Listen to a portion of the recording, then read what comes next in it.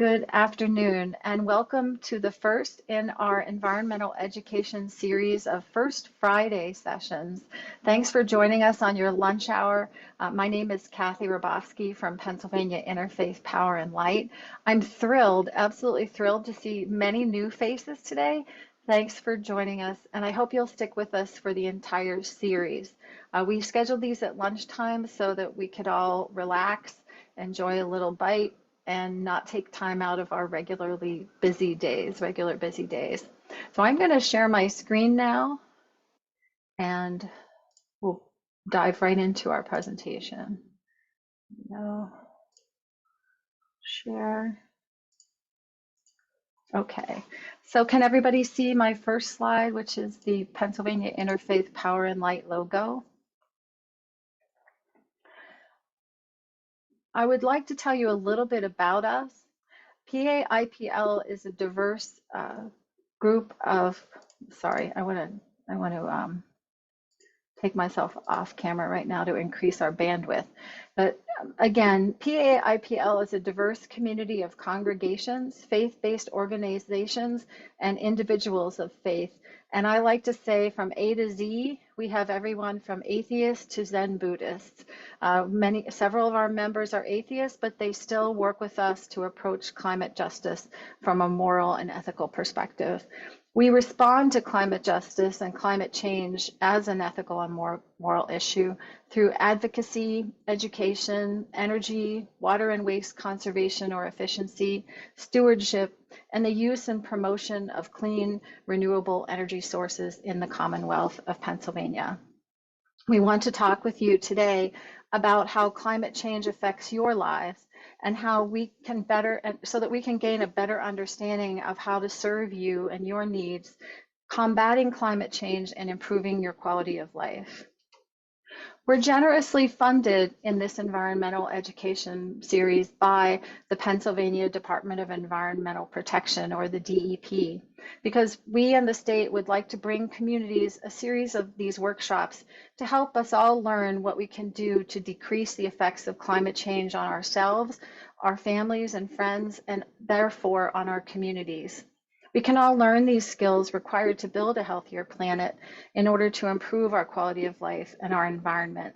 We're partnering with several organizations across the state, and we're growing these partnerships every month as we prepare to present in person and in this virtual series. In Southwest Pennsylvania, we're partnering with Ballfield Farm and the Perry Hilltop and Fine View Citizens Councils on the north side, with Garfield Community Farm and Valley View Presbyterian Church in Garfield area, or the east end of Pittsburgh, and with First United Methodist Germantown, which is affectionately known as FUMCOG in Philadelphia. As we go through our sessions, we're going to explore these topics that we all call climate change, creation care, environmental justice, and climate justice. So I invite you to share your thoughts, your stories and experiences, and to ask questions so that we can all learn from your successes and challenges. We do respect your privacy, so we will only share your stories anonymously. If you do not want us to share your stories at all, please let me know via email or phone, and I will not share. You can raise your hand in the chat, or if your photo is visible, you can raise your hand physically, and I'll try to watch for everybody's hands being raised in the background. All questions and ideas are welcome. There are no right or wrong answers. As I mentioned earlier, I did put a link to a Google form in the chat. So at the end of the workshop, if you can access that Google form and try to answer all the questions found there, that would be very helpful for the DEP and for myself as I prepare our midterm and final reports. If you cannot access the Google form, I'd be happy to share a paper copy or a PDF copy with you through email or US mail. So just a little bit about Pennsylvania Interfaith Power and Light.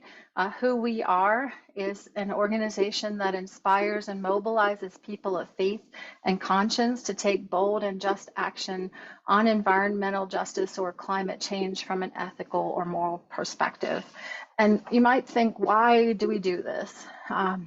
primarily because our present circumstances demand action. As you can see from events over the past year, particularly Hurricane Ian very recently, we are all witnessing the loss of nature and the spread of human suffering at unprecedented levels across the world. So not just in the United States either. Our sacred texts and moral values require us to protect creation and pursue justice. So as people of faith and moral and spiritual perspective, we believe that our actions, when taken together, no matter how small they might be, can engender hope and motivate change in personal and community behavior, and certainly in public policy. So let's talk a little bit about climate change so that you can share your stories about how you and your friends and family have been affected. We see the world changing all around us. We see the people that we love and want to protect experience fire, hurricanes, tornadoes, and floods from these terrible storms more and more frequently. We see more and more people unable to breathe easily due to asthma and other respiratory conditions. And we see more and more people die from heart disease and cancers. We find that more and more people are depressed and concerned about what the future holds from them, their families, and their communities. So we cannot ignore the mental health effects of climate change. These problems and disasters are a direct result of climate change. And we believe that climate change is caused by the human exploitation of nature, particularly drilling for and burning of fossil fuels. We will focus in future workshops on what we can do to conserve energy, water, and waste in order to improve human and environmental health, to create more green spaces like the urban farms and parks that we're working with in Southeast and Southwest Pennsylvania, so that we can make it easier for people to enjoy nature, come to terms with their own health and spirituality, reduce the heat island effect in urban areas, and provide access to healthy food, so that we can also create long-term clean jobs that will sustain families far into the future. We want to improve everyone's quality of life and to help make our environment healthier for all people and all species that we share the earth with. When we reduce the effects of climate change, we will see many benefits. Benefits to society and the economy are integrated together. We're certainly going to avoid more costly illnesses and deaths. We're going to see fewer worker absences and student and teacher absences at school. We're going to see an electricity generation and delivery system that is cleaner, more efficient, more reliable, and more resilient. We're going to see more long-term sustainable jobs and businesses created. We're going to see investments in those jobs and the growth of those investments. We're going to see lower costs for our utilities. And in the end, we're going to have more disposable income to spend on items that mean something to us rather than just be sustaining items. So if you wouldn't mind, I'm going to come back on camera. I would love to hear some of your experiences with climate change. Have you been affected, or your lives or anyone that you know been affected by climate change directly?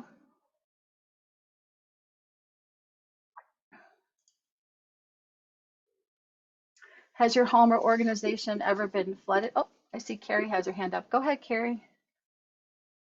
Yeah, thank you. Yeah, we've certainly been experiencing more flooding in southwestern Pennsylvania. We're kind of living in the subtropics here. It rains almost every day, and landslides. We had a pipeline explosion a couple of years ago as a result of a landslide that was caused by heavy rains. And so, yeah, we're seeing it. In fact, it's raining today. Yeah, every day. again, we had some sunny days this week, but that has ended.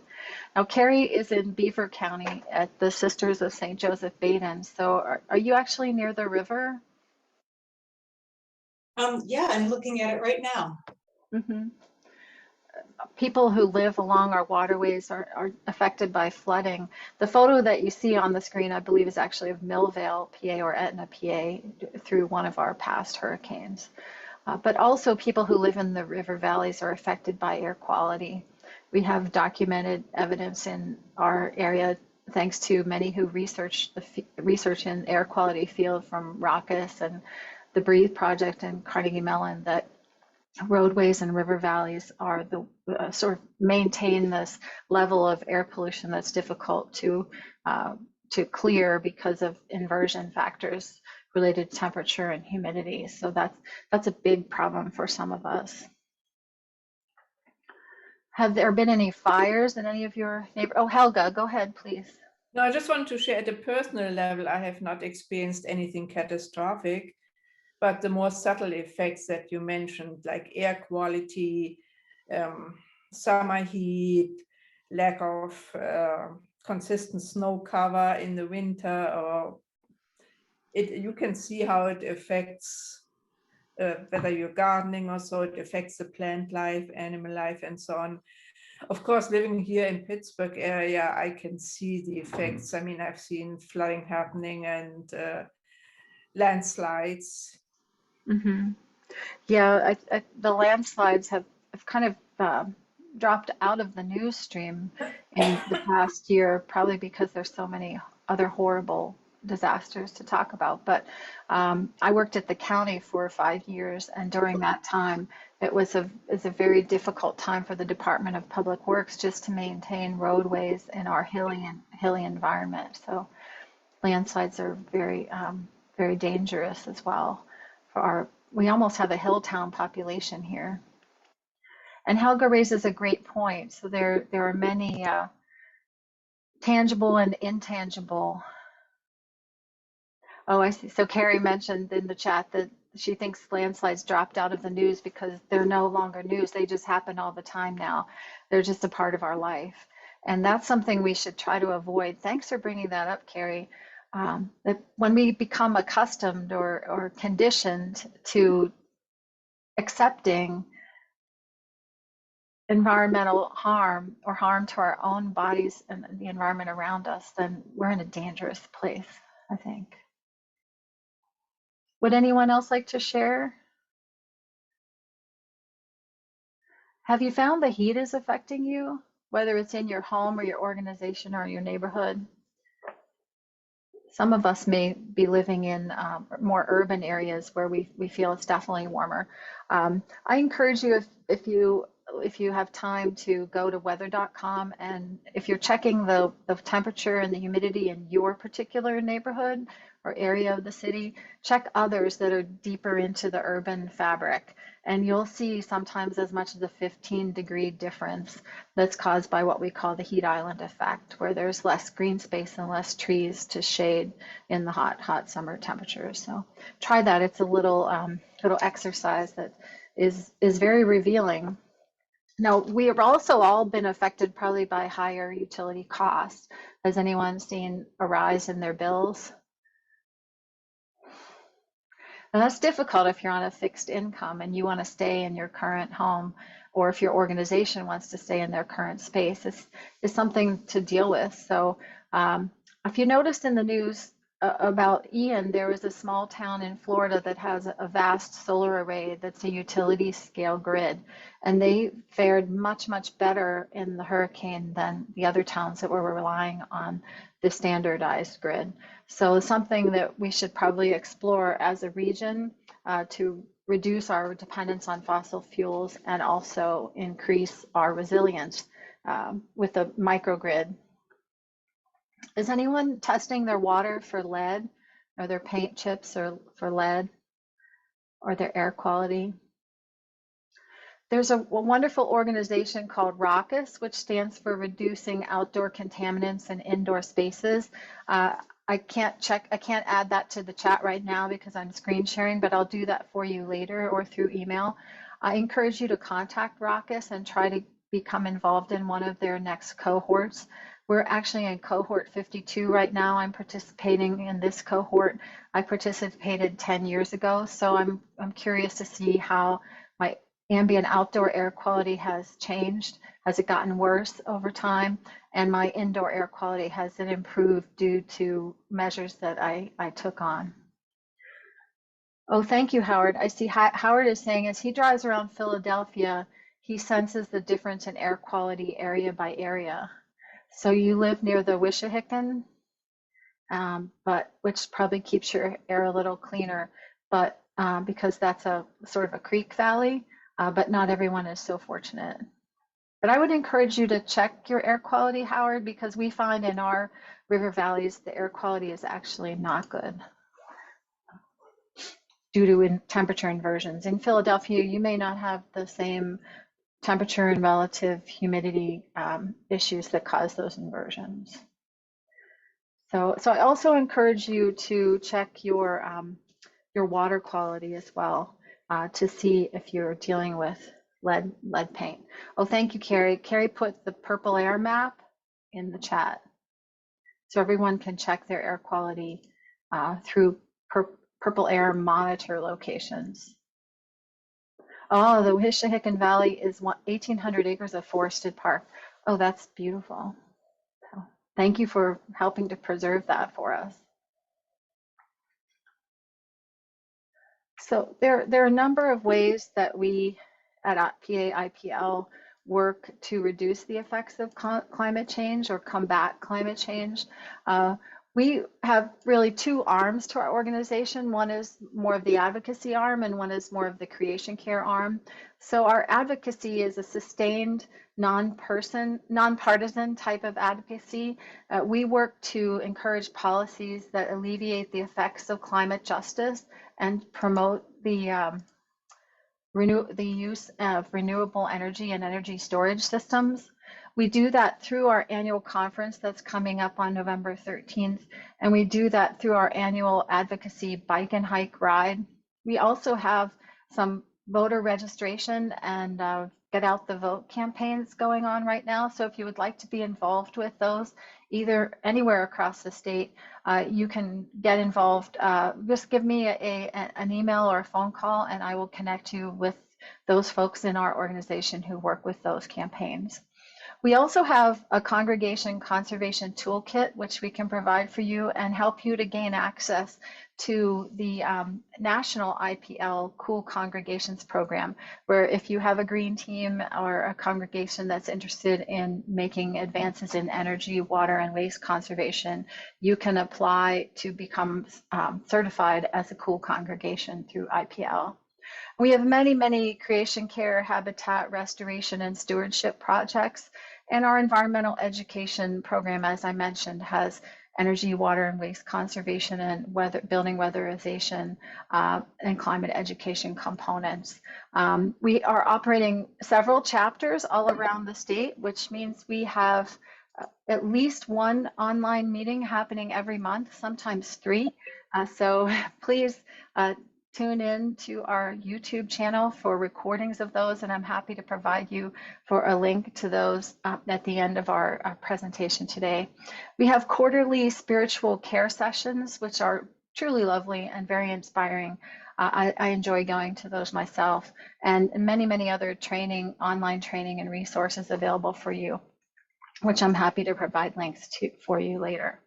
Now I see Paul has mentioned that we talk about too much rain, but in our area, we've had several years of heat and drought in the midsummer. So that's probably affecting gardening and food production. Where are you located, Paul?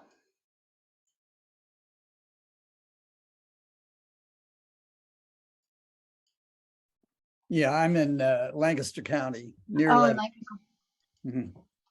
So there's quite a bit of farming in Lancaster. So yeah, and it's had a big impact on crops in our area. And it varies a lot because if you go 15 miles south, they had plenty of rain. But for the past several years, there's an area here, a pocket that has been very, very dry, and it's affected crops and gardening, as you say, a lot. Without irrigation, we wouldn't have got much this summer. Wow. Wow. So that's going to increase the amount of potable water we need or non-potable water we need for irrigation as well. So that's distressing because you're kind of our breadbasket in Lancaster. Thanks for sharing. Now, when we, oh my, let's see. Sorry, are you still seeing my screen? Are you, oh, good, thank you. Creation care is not only a great way to positively affect the environment through increased biodiversity, carbon capture, and reduced erosion, but it's also a COVID-safe opportunity to reconnect with the natural world and each other. During planting events that we organize and some of our partners organize, we try to bring a level of spiritual retreat to our work. If any of you or your congregations are interested in conducting a spiritual creation care project, please reach out and we'll try to find volunteers for you or provide you with free trees. We have access to trees from the Chesapeake Bay Foundation and blueberry shrubs through a grant in southwestern Pennsylvania. We do this because study after study has shown that experiencing and connecting with the natural world and each other in the natural world has positive physical and mental health effects. I know that the COVID pandemic has affected me personally. I'm so glad that we can now connect in limited ways with each other in person. When we come together as a community for this important work, we benefit ourselves while we help others and the environment. But creation care is part of what PA IPL does because we feel we have a moral and an ethical responsibility to care for all of our creation. We also must correct the past misuse that has unbalanced our atmosphere, threatening the web of life that supports not only human beings, but all species that we share the earth with. So how does this all fit together? We've had several meetings with the PA IPL statewide virtual connecting events and our Southwest PA virtual events, where we've had speakers from psychology and mental health join us, because we're finding that responding to climate change can be discouraging and it can really feel overwhelming. It's hard sometimes to see progress, and it's difficult sometimes to imagine that the one compost bin that we might have in our yard or the 10 trees that we plant as part of a weekend planting project might make a difference. But I truly encourage you to not feel that small projects will not make a difference. Small impacts will make a difference. It's all a series of baby steps. And everything every one of us does makes a difference, makes a big impact. And it certainly helps our health, our mental health and our physical health. But, and we can see immediate results through composting or planting trees or caring for local habitats. Well, for example, removing strangling vines that are overwhelming a young tree brings it back to grow straight and tall, or working in the woods or along a creek grounds us both physically and spiritually in the natural world to better equip us to see and understand the complexities of climate change and to feel like we're making a difference. A habitat care work party can be a wonderful introduction for you and your congregation to the work that we all do together. So please reach out if you would like to work on a project together, and we can try to find funding and volunteers to help you. So some of the small things that we've talked a little bit about are composting, which we can use food scraps from our homes or at our congregations or facilities to compost. And when the compost is ready, then we can use it to feed trees on our streets, in our parks, in our homes, our home yards, or in our houses of worship. We can also plant trees, shrubs, and native plants in our own yards and in our facility buildings. We can use these shrubs and trees to provide cooling shade in the summertime, but also they can buffet our buildings against cold winter winds in the winter, helping to lower both our cooling and our heating costs.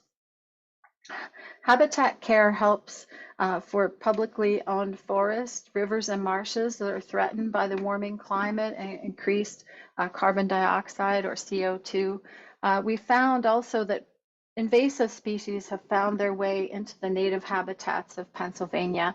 So we can work through these creation care projects to help the native plants take hold again, prevent the overwhelming of the invasive species, which if left unchecked will create a monoculture, limit the biodiversity of our state, and reduce our resilience. So we encourage you to volunteer to work with us your local park system, or your faith community to adopt a regular area for work parties to help remove non-native invasive species. We do this because over billions of years, plants have helped us by creating the atmosphere that has allowed life to flourish on our earth. Parks, woodlots, and rainforests all reduce CO2 in our atmosphere, so we need to draw that CO2 out, or draw it down, as they say in the Project Drawdown world, to help reverse global warming. The more diverse our vegetative habits and the healthier they are, and the more resources they and we have to adapt and survive rising temperatures and severe weather events will help us to be resilient in the future. So what would you like to tell me about creation care? Have you seen an impact in your life by participating in a project or organizing a project in your world? I think I saw a little wave from Helga, or was that just a keyboard stroke? Oh, it was it, but yes, just this year, the Dormont has a community garden, a very fledgling community garden. It's now behind the municipal building, and they're Wonderful. hoping, it's still all in parts, but they are planning for raised beds in the coming season. Oh, So that's fabulous. it will be making a little impact.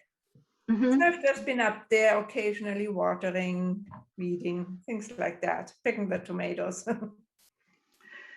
Dormont is working very hard, I've noticed, over the past 5 or 10 years to really increase sustainability in Dormont. Street trees, new paving, more stormwater collection on site, Yeah. bike lanes, walking. Would anyone else like to share? I have a comment. Sure, please. This is Ray O'Hare in Pittsburgh and Edgewood Borough. I was not involved with it, but I happened to attend the Edible Garden Tour in Swissvale, which is a neighboring borough, kind of a working class area. Anyway, I was quite impressed with the numbers of people, young people moving in and just taking these small yards that they have, both front yards and backyards, and growing things. And I found out about it at the farmers market, which is a very small farmers market on Saturday mornings in Swissvale. But I think it's good to hear of some of these neighborhoods that we don't think of. They're not the hot spots to move into, but yet people are moving into them and getting involved in some of these very community-oriented activities and things that are certainly helping us live healthier lives with because I have been on tours, actually never a house tour in Swissvale, but in Edgewood and Regent Square, Squirrel Hill, whatnot, house tours. But this was encouraging to see that it was strictly the garden, the edible gardens that they were showing. Yeah, wonderful. Not only garden, but edible garden. Yeah, I wanted going back to what you asked before. I didn't think of it at the time, but I wanted to comment on problems I've had that I haven't heard other people mention so much. When I always think back to Al Gore's Inconvenient Truth, and ever since I've seen that, now I think that was 2007. So some years later, I started having problems. I have rental property both in Pittsburgh and in St. Augustine, Florida. So I felt like I had he had a chart of opportunistic pests that would increase as things got worse with the environment. So I seem to have had a problem with every one of them: rats, mice, flies, fleas, termites, tick. Just one tick got on me. And that was in Florida. So actually they don't tend to have Lyme disease yet there. Ants, anyway, you name it. You've had it. I've had it. And it was like, oh my gosh. And I hate to use chemicals for anything. But in some cases, that's like the dry, the termites they have, like drywood termites or something like that, that are very slow but they're constant in Florida. Mhm. So they only give you a year bond when they do a treatment. I mean, I said, I'm not going to get the house tented. Absolutely. Well, you know what? Eventually you have to, when you have find evidence of termites in every front, back, upstairs, downstairs, tenants living upstairs. I have a 1910 house there downtown. So, all wood, I really had no choice but to have the house tented, which is it's poison that they Yeah. treat them with. And they say, how long does that last? And I know a real estate agent from relocated there from Connecticut. So of course she didn't really know because she didn't grow up with it, asking the pest companies, how long does the treatment last? And they said, when you take the tarp off, the welcome home sign goes up. Oh my. So if Yeah. your neighbor next door still has termites, they wander right over and they're back in, but it takes years, to notice That's them. unfortunate. Subterranean, and then you still have to worry about subterranean termites. So you have to It's, have the underside of your house checked for that. Yeah, you're great. It's great that you raised this point because warming temperatures have brought insects and other species out of their ranges, which is really introducing, just like a non-native plant, you're introducing an invasive species of another sort, and they can wreak havoc with the species that are trying to survive in that climate. And that can cause disease. It can cause more severe allergic reactions. It can cause food loss, crop damage. So thank you for bringing that up. That we didn't talk about that, so I appreciate it. But there are some natural ways. I'm not sure about the flying termites that you have in the deep south. Those are really, really tough to deal with. I was able to treat my home with a safe method. When we first moved here 24 years ago, we drilled into the earth and attracted the termites that we found, and then we just treated them in that particular spot with a poisonous stick that was inserted to replace the wood stick after they had started feeding on it. And so you weren't spraying, but that's only effective for the subterranean. It's not effective for the flying termites. So sorry, I don't have a solution there. I'm aware of that. I know my cousin who is in Florida, who's a native. I believe she uses that. Now I've heard other companies say that's not, it's not that effect. Maybe it is just for a localized situation there. But yeah, that would be for subterranean. I think not the drywood. I also want to give a shout out to the Isaac Walton League.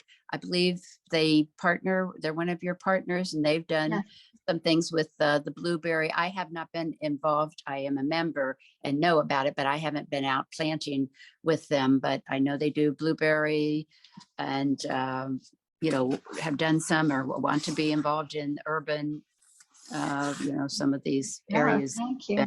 Thank you. But and trees also. Please join us in the spring of 2023. We'll be providing another 500 blueberry shrubs through a Duquesne Light Community Impact Grant and through this PA DEP Environmental Education Grant to communities, particularly environmental justice communities. But if your church congregation or other, any congregation you're a member of is interested in shrubs, we can try to bring them into your neighborhood and to your organization.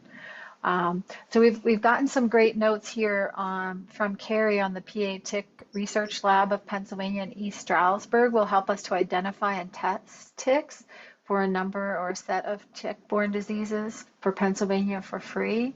So she's provided a link in there for the ticklab.org, which is an easy one to remember. And Howard mentions that the Pennsylvania Horticultural Society provides free trees to homeowners who request them and agree to tend them.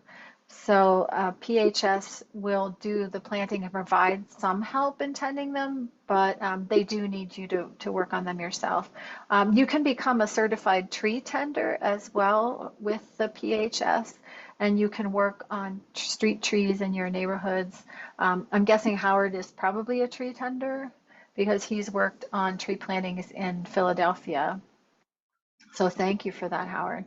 I recently became a tree tender. I still do not feel that I have the experience that I need to be really, really, focusing on valuable trees, but I can certainly plant them and I can do some minor pruning and maintenance. But I have a friend who asked me about a 100-year-old London plane tree that she has in her yard, and she wants to avoid damaging when she must replace her lead utility line. And I referred her to a person I know with much more experience in sustainable land care because I didn't want to cause damage to this beautiful specimen.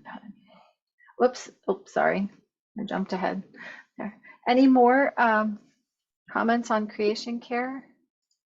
Paul, please. Yeah, you had mentioned invasive species or aliens or whatever you want to call them. And of course, probably all across Pennsylvania, at least here in the East, we have lots of ailanthus trees.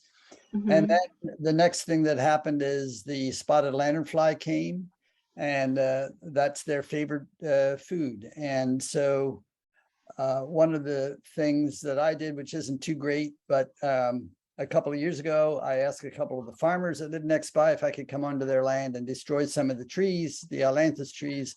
I took down or killed. Some of them were so huge I couldn't reach around them. But I got rid of over 600 of these trees. We still have spotted lanternflies, but you can tell where the ailanthus trees are along the road where people don't take them down because you can see the dew from the bugs in late summer that makes the roads colored. It drops on, it looks like it rained under the tree. But if everybody who owned land took care of their ailanthus trees, we would cut way down in the spotted lanternfly. But this is this business where two invasive species getting introduced that really help each other, and then they go to other trees too. We have a willow tree that they really love. So it's a mess. I tried to put some systemic insecticide on, but it didn't seem to work very well this summer. But I'll look again next summer. But that just one of the things that we struggle with in our environment and the exchangeable world we have now, where things can come from any place in the world and can come in and destroy our native trees or habitats. Definitely, it's a blessing and a curse to have the global connection, isn't it? And you're right. Carrie mentioned we have spotted lanternflies now in southwestern PA. I hadn't seen them. I hadn't seen them at all. And then all of a sudden, it must be breeding season or something. All of a sudden, I see them everywhere now. So it delights me to squish them whenever I can. And it's such a shame because they're so beautiful. They're such a beautiful bug. It's really sad. But and Carrie mentioned we have problems with tree of heaven here. Many different invasive species. Even English ivy is an invasive species. I mean, we have so many that we should combat. But that's a great idea, Paul, to eliminate the tree that is the primary habitat for the bug, and therefore make an impact. So maybe we could work on a project like that together. That would be great fun. And I understand they also love grape vines, and there's a considerable grape growing region here in the north of Pennsylvania and adjacent to New York City. Can I speak? Please, so Joan. One of the things that I did at the beginning of the pandemic is just go into our local forests, and I kind of became an expert at destroying the egg masses.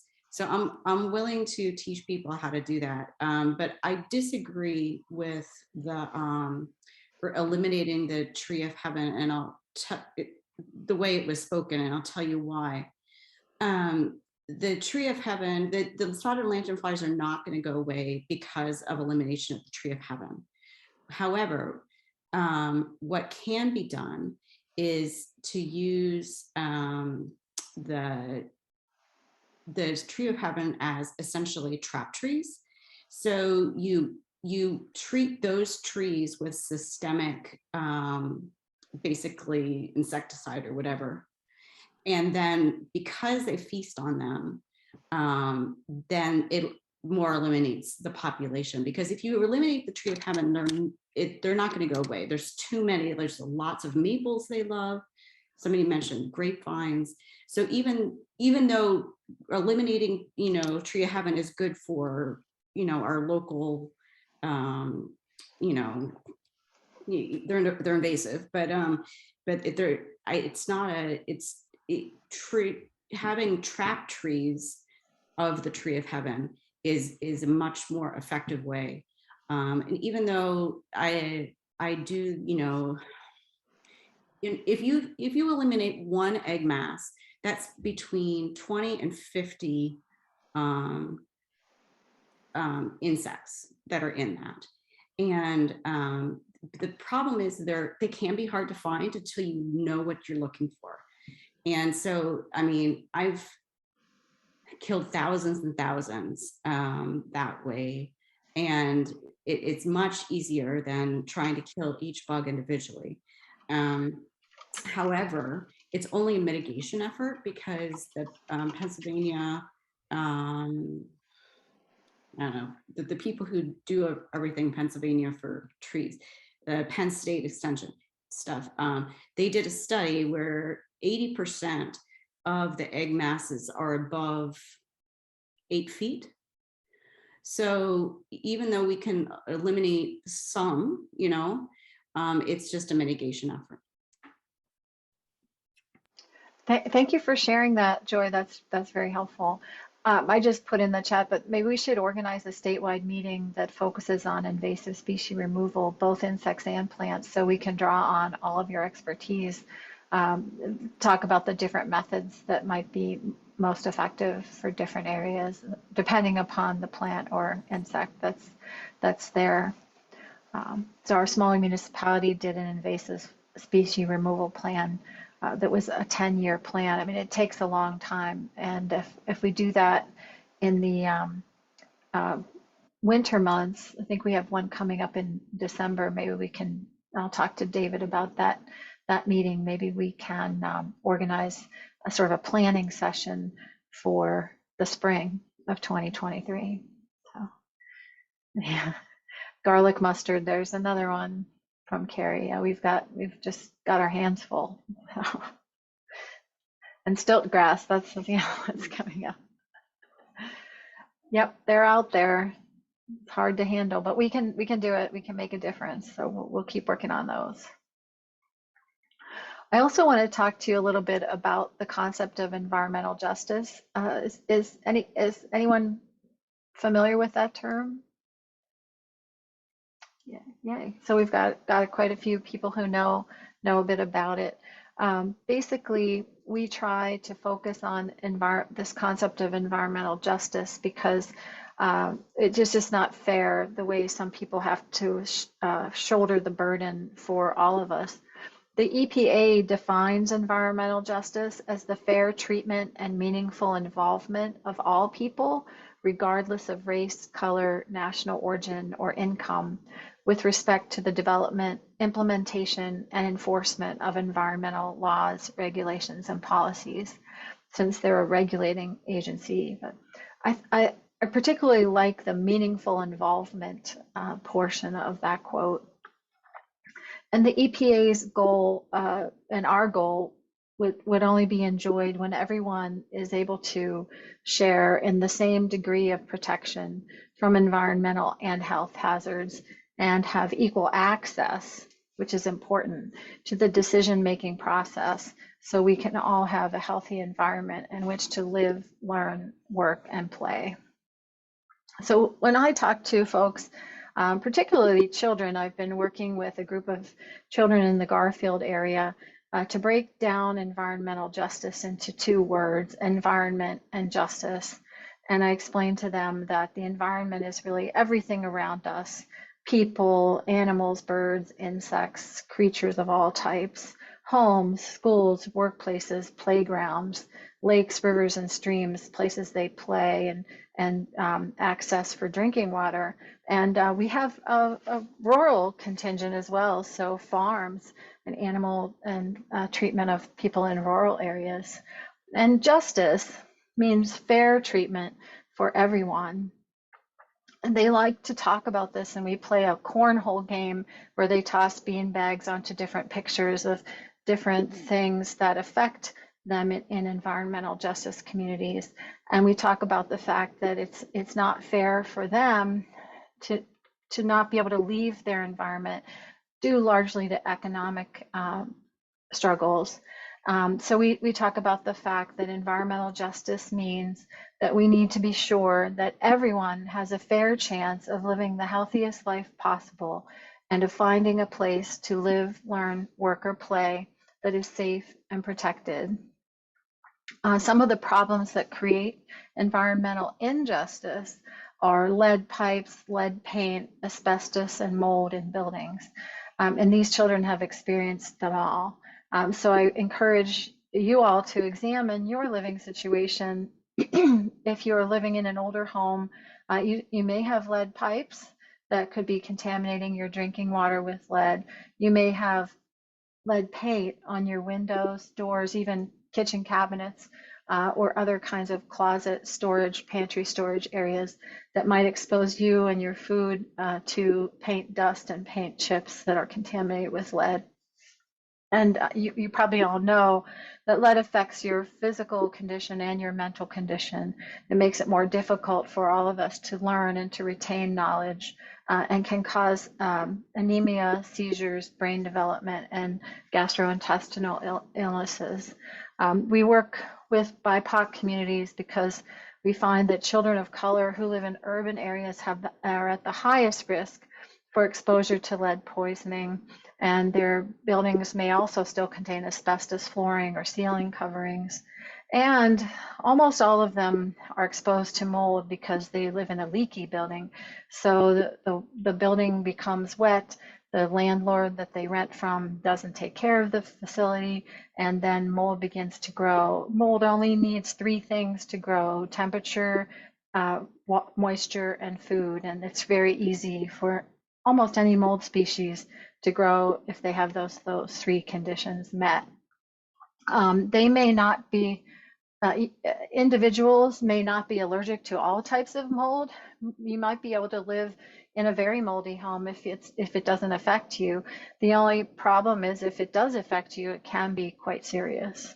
I have developed a sensitivity to certain types of mold over the years, doing building inspections, and so I have to be very careful and wearing masks when I go into moldy buildings. But there are other types of water contamination in low communities and communities of color as well, and these can be rural, urban, or suburban. They can be indigenous or migrant farm worker communities, and those might be waterborne diseases like parasites, bacteria, and viruses.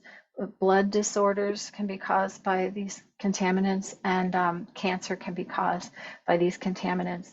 Then we also talk about cleaning up areas where insects, mice, and rats leave their droppings behind, because these contribute to asthma and other respiratory issues.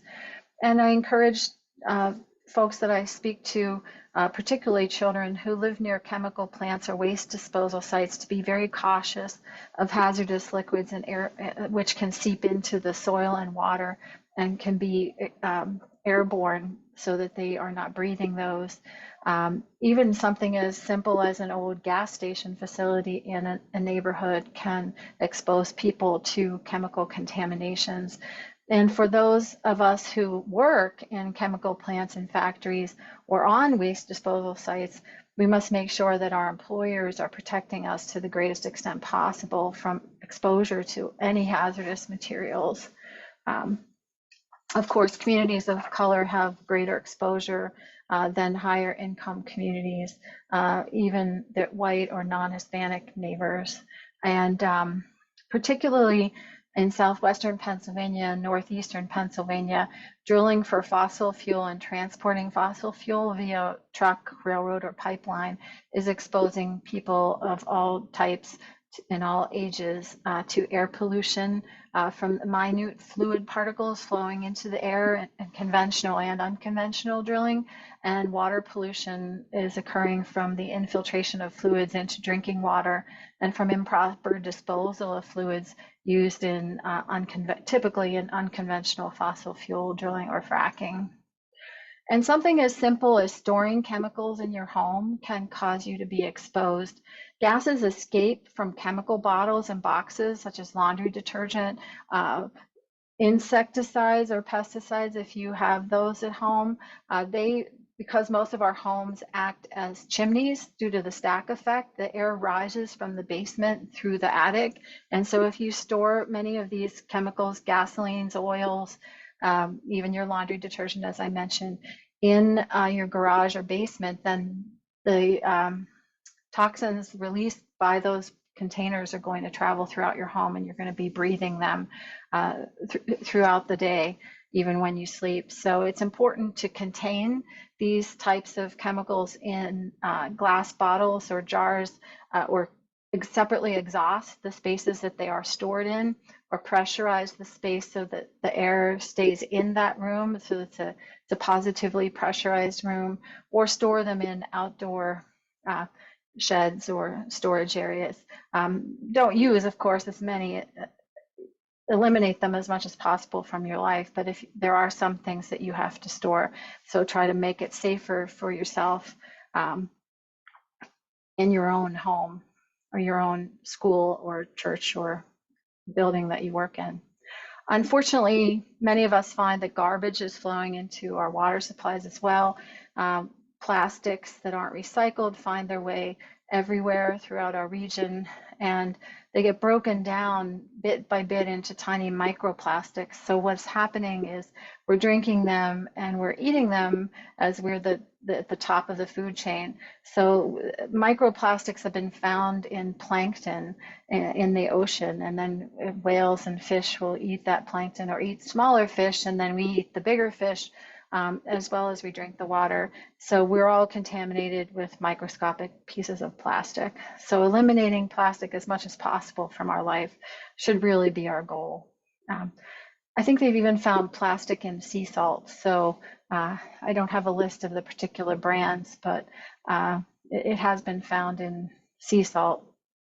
Now, for those of our constituents who live on farms or work around farming or farm animals, we really have to protect them from exposure to insecticides, fertilizers, and excessive manure through the air and water and the food itself, because if the animals are eating or the crops are fertilized or sprayed with insecticide and then we eat them, then that's a real contaminant problem.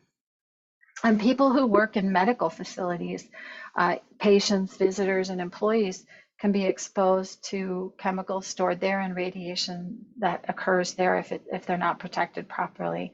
Now, most of our hospitals are vigilant, but in some of the smaller facilities, we want to make sure that those are being treated properly.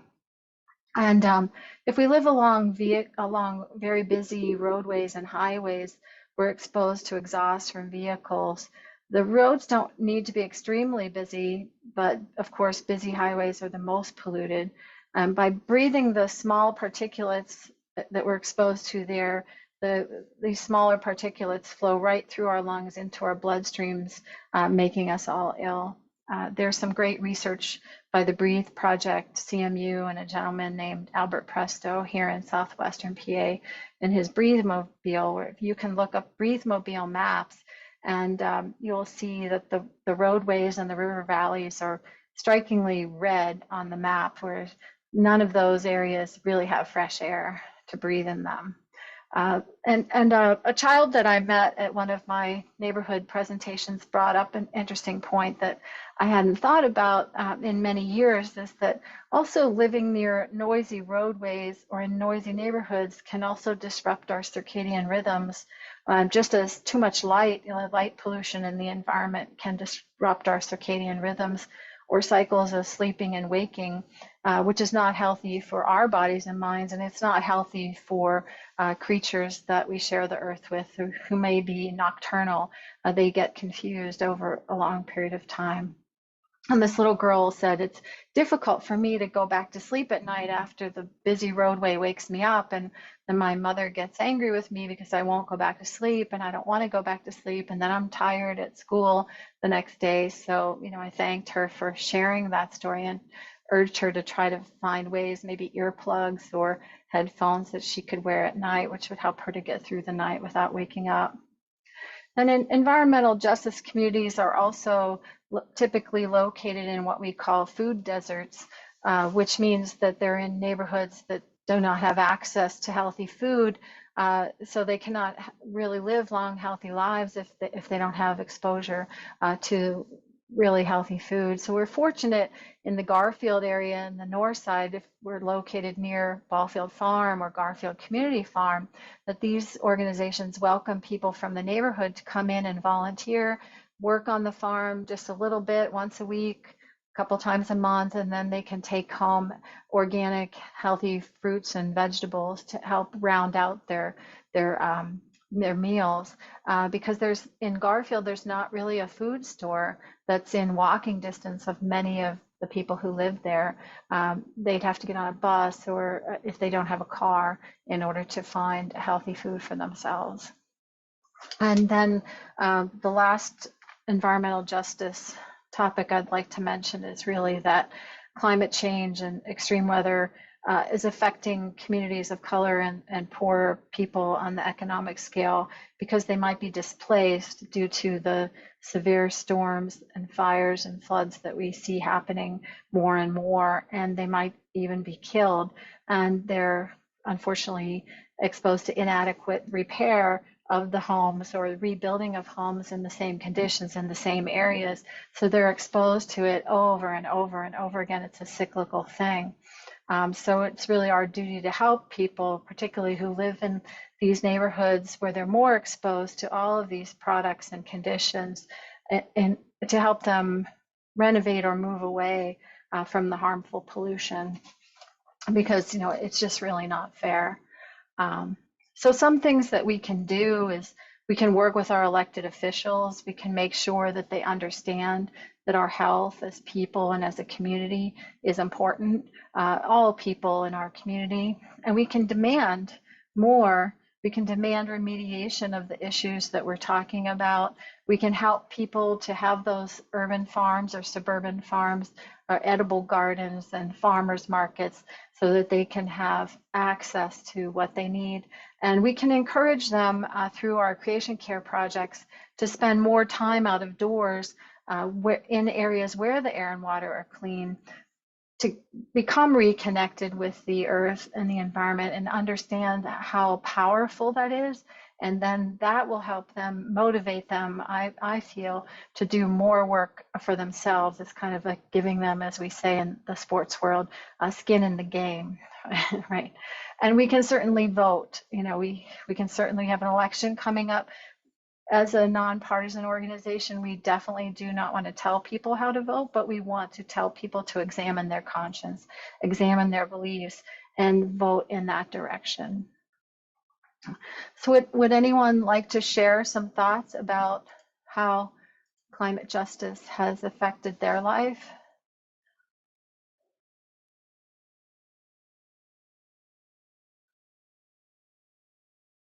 Or is there anybody that you know who has been affected, any of your constituents, people that you work with on a regular basis? I can share a couple things. First, I do know a person, not exactly environmental justice, but moving because of the same reasons. They lived in a house that was near a busy intersection, but they suffered from asthma. Once they moved away from that intersection, their asthma got a lot better. So I know a lot of times in the environmental justice communities, asthma is an issue. That's why I brought it up. And I live in southeast Pennsylvania in Haverford Township, and Delaware County really is the relevant information. And all of our waste that is in the trash stream is burned in Chester.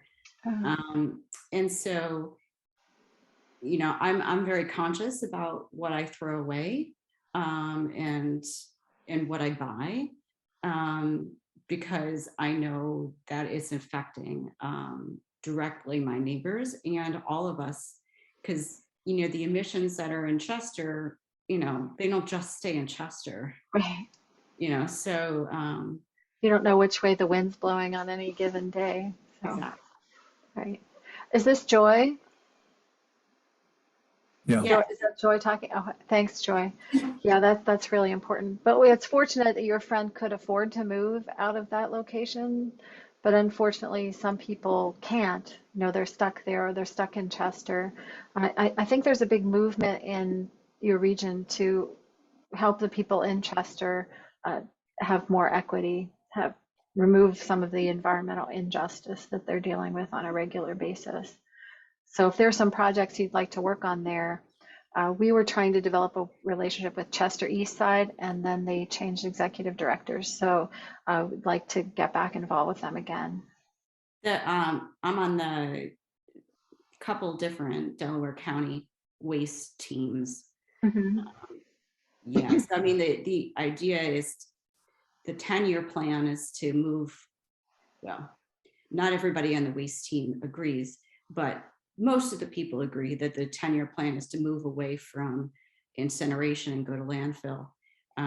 But there's other issues, of course, with that. But, and also, of course, the incinerator is not the only polluter in Chester. Our November presentation, November 6th, I want to say, is going to be about waste conservation. So please come back and we can talk more about waste then. I think we really have a responsibility to buy less stuff.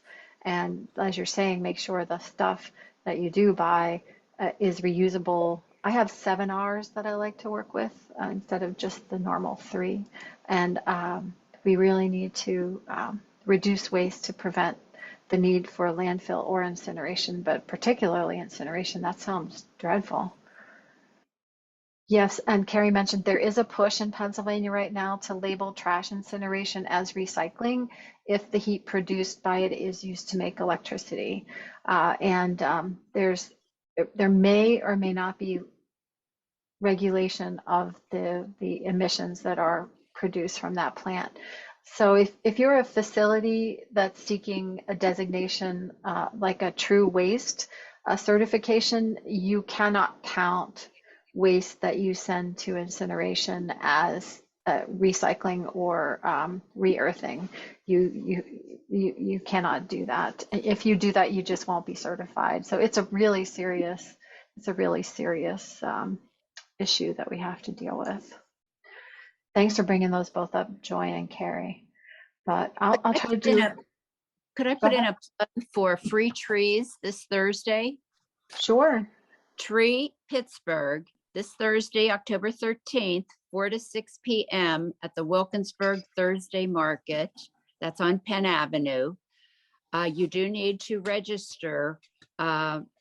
Maybe just put Tree Pittsburgh, but the registration says treepittsburgh.org/Wilkinsburg-fall FAL -22, but probably if you put in treepittsburgh.org, the trees, and 1 or a maximum of 2 trees. And Wilkinsburg needs trees desperately, but I guess, nearby, yeah, I don't think it's limited to Wilkinsburg residents. So that's this Thursday, 4 to 6 at the Wilkinsburg Thursday Market, 739 Penn Avenue.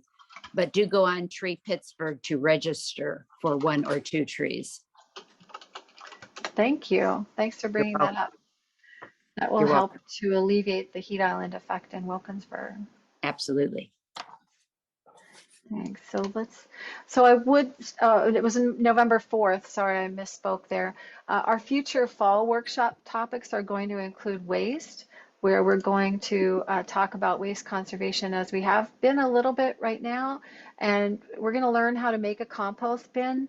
If you live in Southeast or Southwestern Pennsylvania, I will be able to provide a compost bin for you as part of this grant, free of charge. I'm working with the Pennsylvania Resources Council, or PRC, to make these available to our attendees. And I'd also like to talk with you next month about testing our soil. If you'll be able to collect soil from your home, dry it out in a paper bag or on a newspaper, and then put it in a plastic bag. I hate to say that. Maybe you can keep it in the paper bag, and send it to me. Then I will send it to Penn State Labs for soil testing, and this will help us to determine the acidity of your soil. And it's probably going to be a little bit alkaline, we're probably going to want to add acid supplements to your soil in order to plant blueberries in the spring of 2023.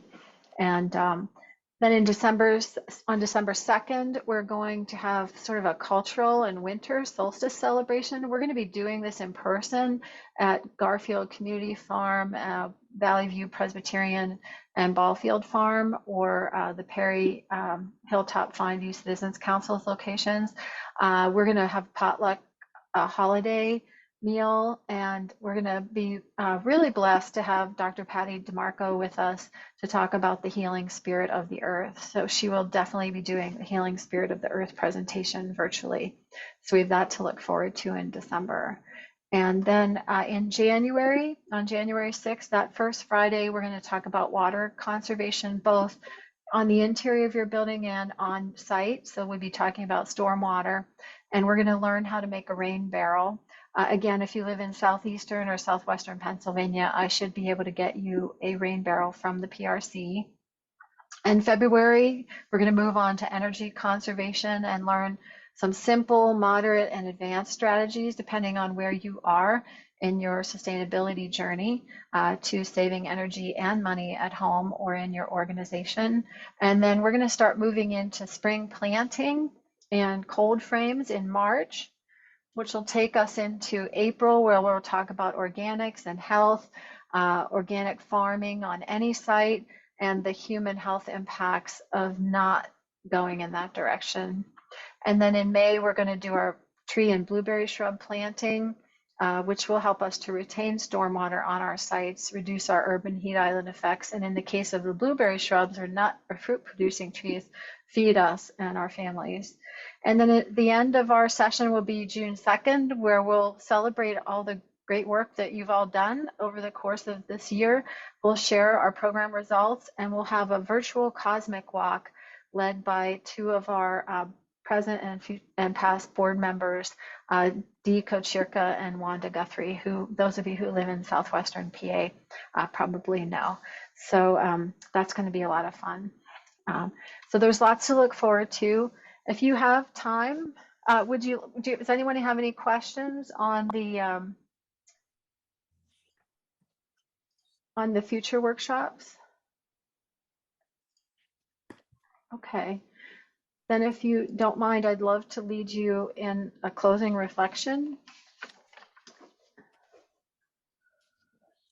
This is from a book written by the Dalai Lama called Compassion and the Individual.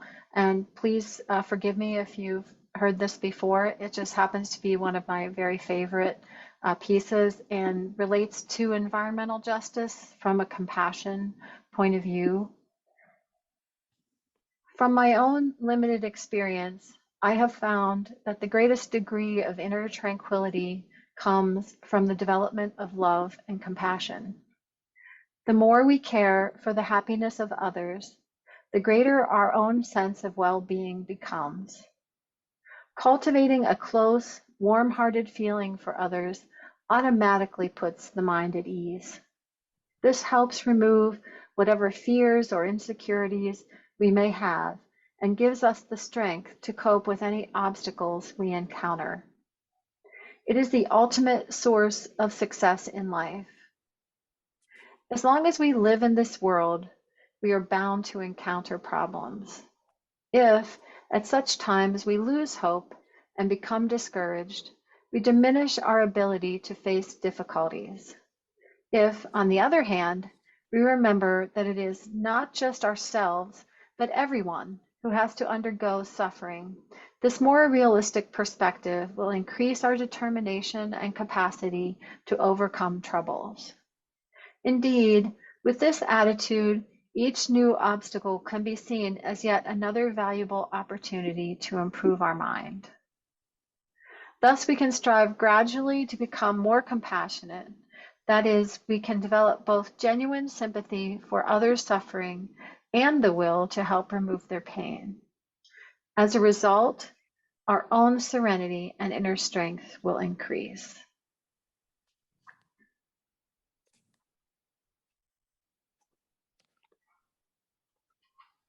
Thank you again for joining us today. And I encourage you to reach out. If you would like to offer the closing reflection at a future First Friday series, I would welcome you to do so. And I'd love to encourage reflections from every faith perspective. So appreciate your help with that.